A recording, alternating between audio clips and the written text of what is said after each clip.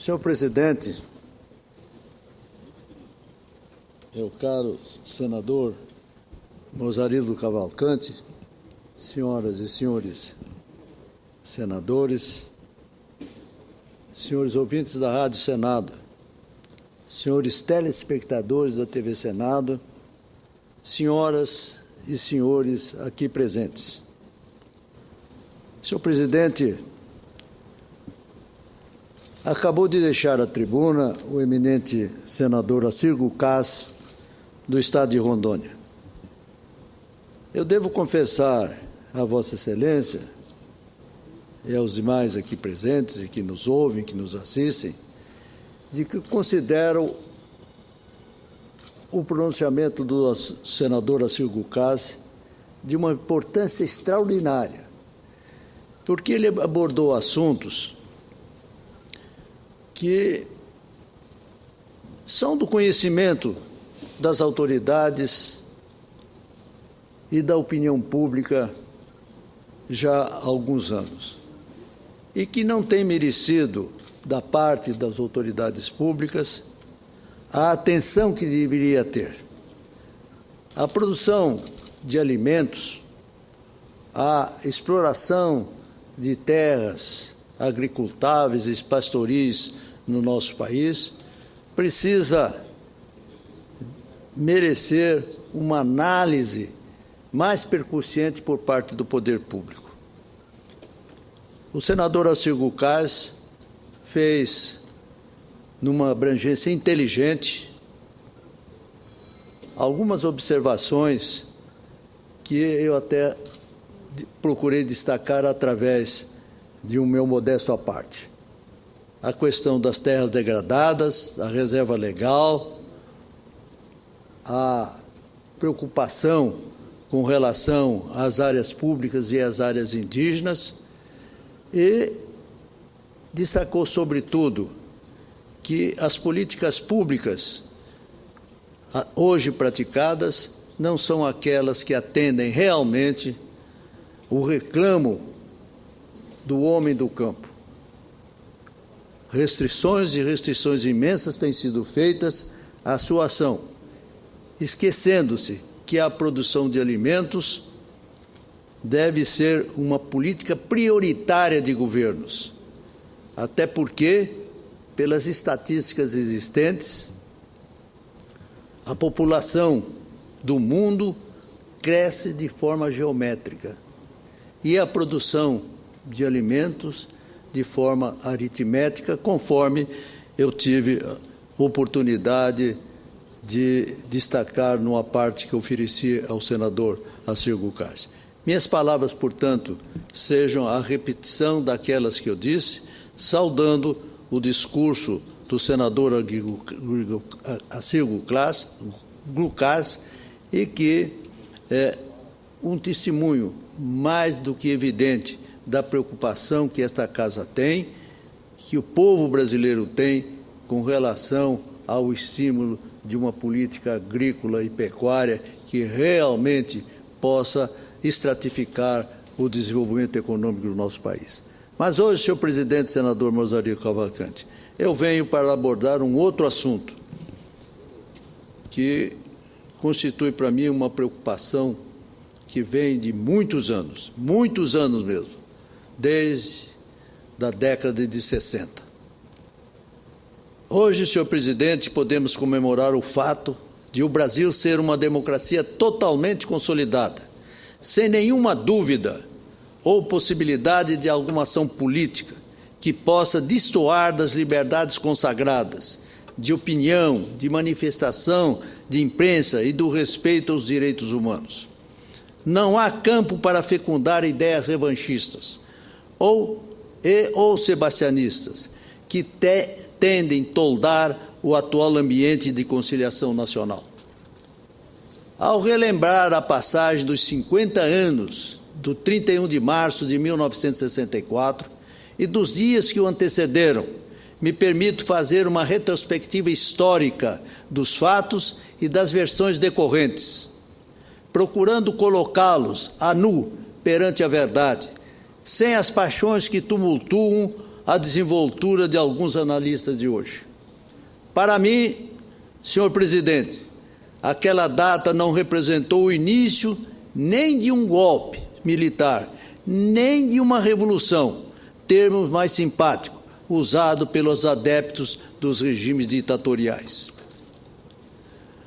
Na era da Guerra Fria, o planeta estava polarizado entre comunistas e capitalistas. A configuração política mundial era totalmente diferente da que temos hoje.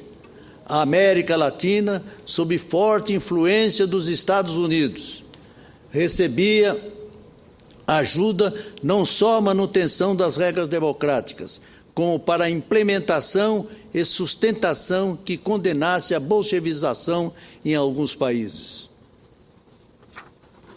Aqui no Brasil, havia, na visão de uns, entre aspas, ameaça à propriedade privada e a possibilidade de uma guinada da esquerda, temor que foi atiçado pelo comício do presidente João Goulart na Central do Brasil, defendendo as reformas de base, os movimentos ostensivos visando a quebra da hierarquia militar, pilar sustentador da disciplina castrense.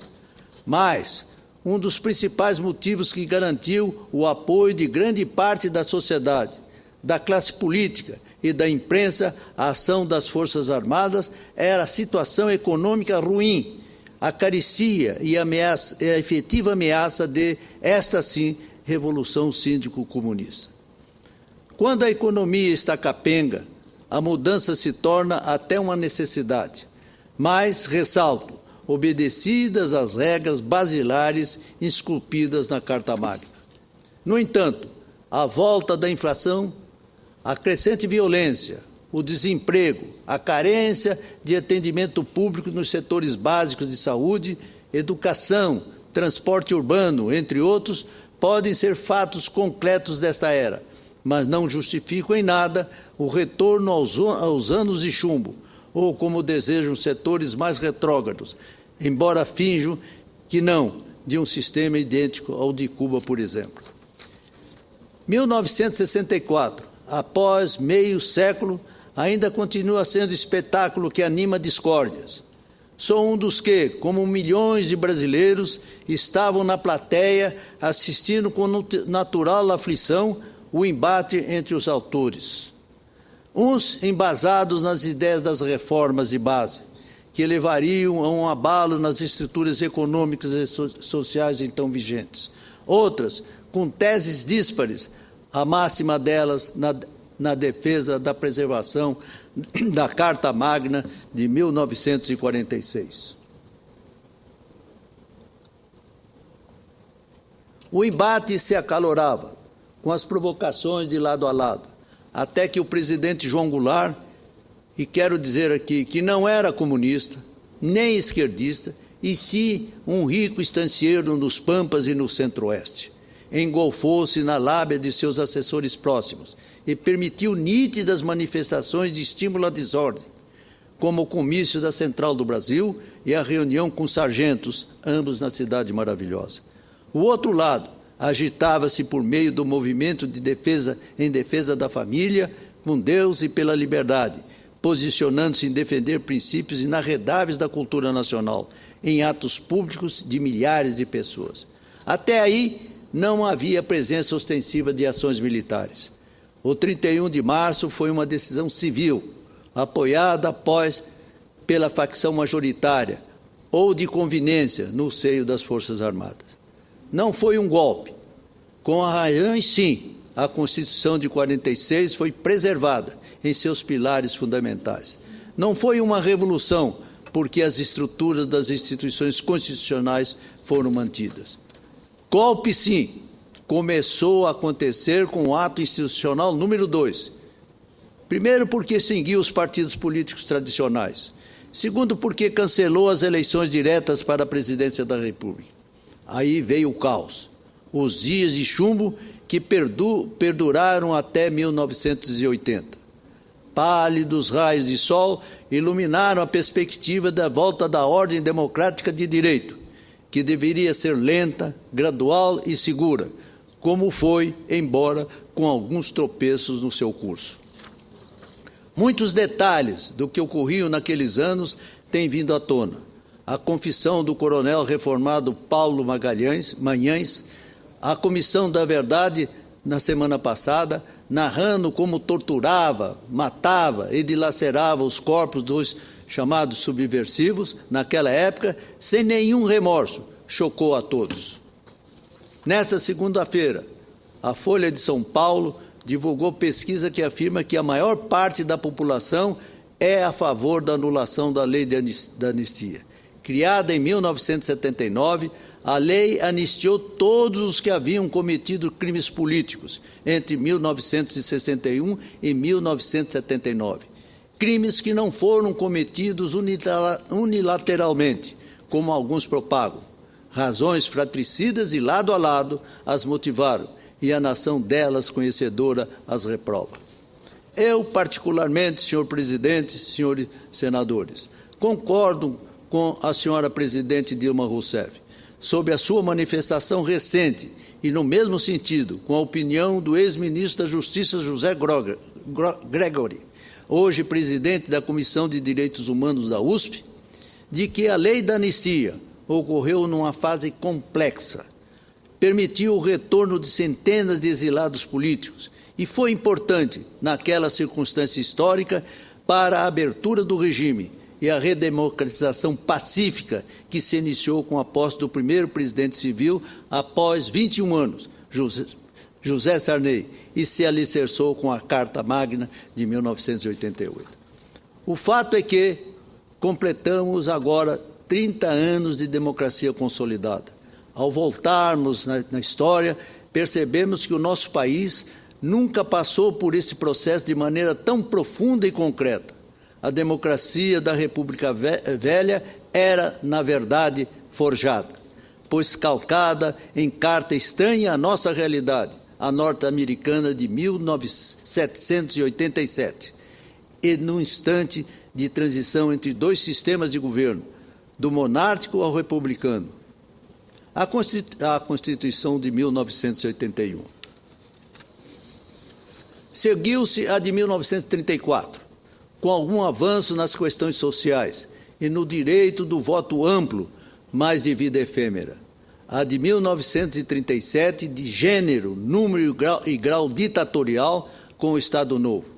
A de 1946, com ares do liberalismo democrático, sempre ameaçada por convulsões políticas, resistindo até ser derrogada pela Carta Autocrática de 1967, que oficializou os atos institucionais já perante o regime militar.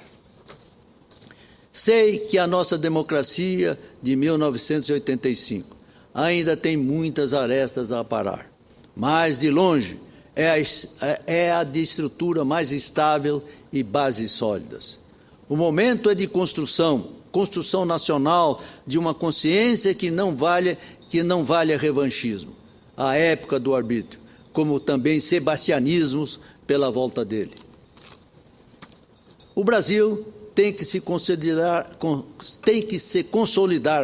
como democracia. É tarefa de cada um de nós o esforço para que essa construção atávica não pode, como afirmou o saudoso ex-senador Franco Montoro, ser sonho de uns poucos, pois, irmanados, todos poderemos sonhar juntos por um país solidamente democrático. Winston Churchill, estadista como poucos que o mundo conheceu, afirmou certa vez, aspas, a democracia é o pior dos regimes políticos, mas ainda não surgiu um mais perfeito e melhor que ela. Creio que o Brasil assim pense. Senhor presidente, é o meu pronunciamento.